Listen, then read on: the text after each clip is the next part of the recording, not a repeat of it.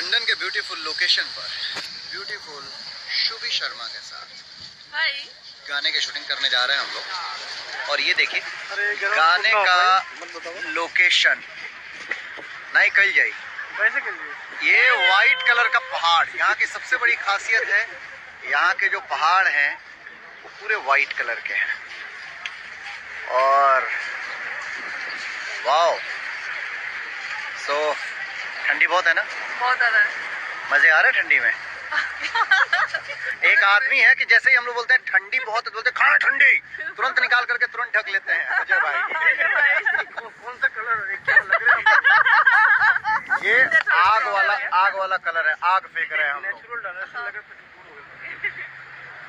अरे